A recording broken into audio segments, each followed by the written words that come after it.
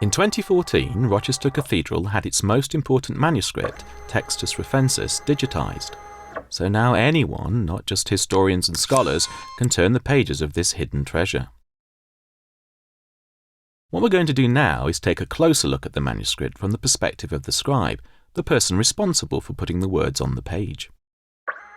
Let's start by examining the written surface. Textus Roffensis is written on vellum, that is calf skin. Prepared vellum is semi-translucent, and sometimes it's possible to see the writing from one side of the folio showing through to the other side. This is also partly to do with the fact that over time the corrosive, gall-based ink that was used by scribes has eaten into the surface of the vellum. There are two sides to vellum, the hair side and the flesh side. The hair side is usually slightly darker and smoother, and traces of the animal's hair follicles can often be seen. Scars and insect bites can sometimes be seen too. You may also notice a few holes. These probably occurred during the preparation of the vellum, for when skin is stretched, weaknesses from bites and scars may give way to small holes, and over time, as the vellum ages, these can tear or become larger. Now let's look at some of the scribe's methods.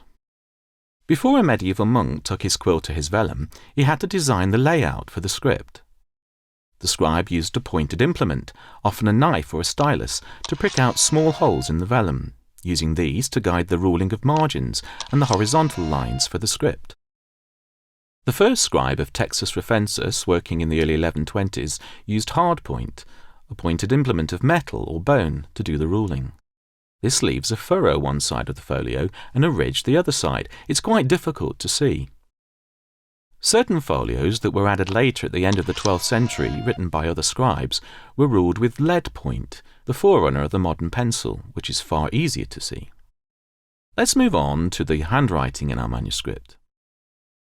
By far the majority of Textus Roffensis was written by a single monk, though unfortunately we can't be sure who he was. The style of the script he used is now referred to as Proto-Gothic book script. This was a script which developed in areas under Norman rule, such as England. The good thing about this script is that it is relatively easy to read, well, with a little practice. When writing in Old English, as opposed to Latin, the scribe chose to use certain distinctive, older Anglo-Saxon letter forms, such as the letter G, with its flat top. In addition, he used the standard Anglo-Saxon abbreviation signs for the word that and the word and.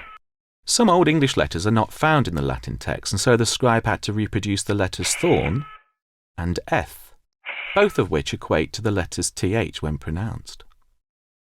Then there is the letter win, which, though it may look nothing like it, actually corresponds to the letter W.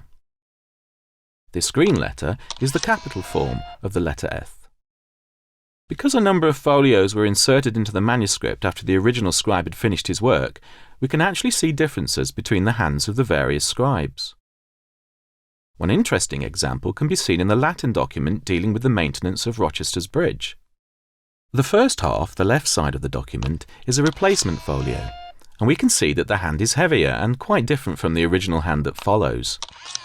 Experts would still describe both as Proto-Gothic book script, but clearly the individuality of each scribe is there to see.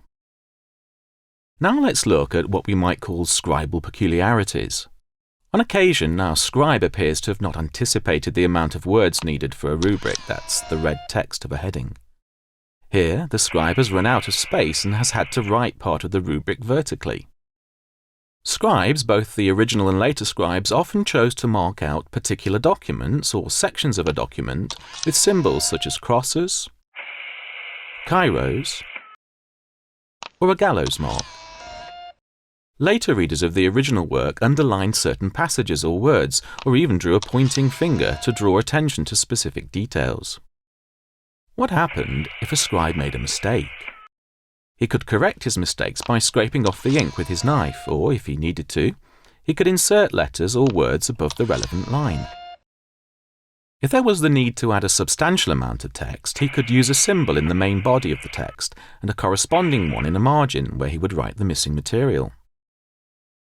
Occasionally, certain documents in Textus Roffensis needed updating. Lists of popes or archbishops, for example, would from time to time need new names adding.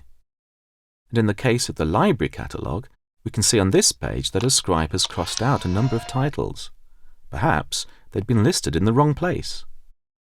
We hope this film has shown you that the digitization of Textus Roffensis not only opens up this great medieval book to study and research, but it also allows us all to gain insight into the everyday working practices of the medieval monk scribe.